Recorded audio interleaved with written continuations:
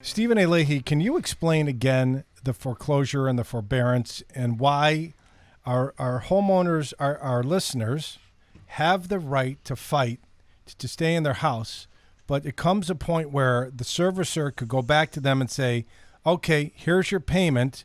It's going to be with taxes and insurance. After we do all this modification, $2,520, okay? And because that's what the bank needs to, the servicer needs to maintain that house. And if the buyer, the owner, only can afford $1,250, they're not going to be able, no matter what you do, to make that payment. There's only so much a servicer is going to do to help you stay in that house. What happens with the buyer? The owner. I keep saying buyer. I apologize. The owner of the house, right? Again, might come a time where it's just better if the owner just says, I'm done. The train's coming to the end of the track. Can you break that down in an easy to understand way for our listeners who are going to be facing that? And if it's not our listeners are going to know somebody, a friend, a family, a coworker, a neighbor, who's in the next 6 months going to be facing this challenge. They're not talking about it now, but soon enough, they're going to be talking about it because they're going to run out of track here. What should our listeners do? So first and foremost, I always tell people, as long as you're in the house, anything can happen, right? So they can come up with a good loan modification for you, or they could. So you got to stay there as long as you can, in my opinion. And that means when they're going to bring a foreclosure case against you, fight it. There's ways you could fight it. And oftentimes if you're fighting it, then now you can work on a loan modification, or now you can do maybe you get a better job and now you can do a Chapter 13 maybe and try to save your home that way. As I think I mentioned this before, is a lot of times people come and they say, I'll do anything to save my house. And then you start putting the numbers down, what that means.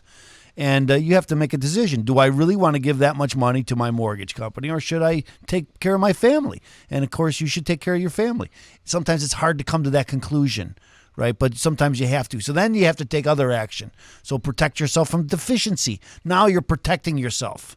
Right. So maybe I'm going to lose my home. Maybe I have to accept that. But now you have to protect yourself from a deficiency. And the deficiency is the difference between what you owe the mortgage company and what they sell the house for.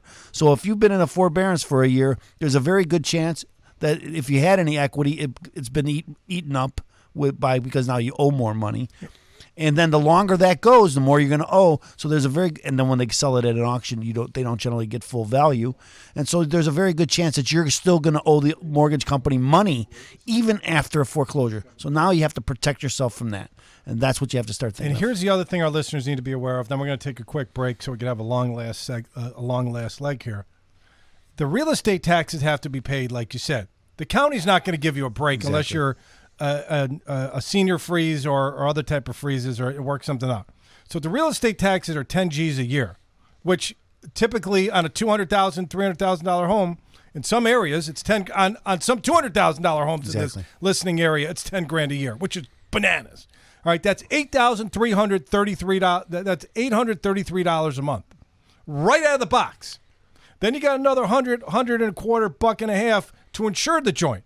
So you're close to a G-note a month, just turning the lights on that home. And you haven't begun to pay the principal or the interest. Forget about a reworked mortgage payment. Then you've got to pay your gas, your electric, the upkeep. All right, so you're starting the month with a G-note a month. And right now, our listeners either know somebody or it's themselves that are listening right now, cannot afford that $1,000 a month. And that day of reckoning is coming. I'm not trying to scare people. I'm just trying to prepare our listeners that the end of the line is coming, and you better be ready. Let me just mention that home mortgage modifications generally will look at your gross income, and they'll take 30% of your gross, and that's what they'll look at to see if you can afford the house. So if it's less than, they could work with this interest, the property taxes, interest. If it's less than that, you're not going to get a loan modification. And if you don't get a loan modification, then there's only one other thing, right? It's foreclosure.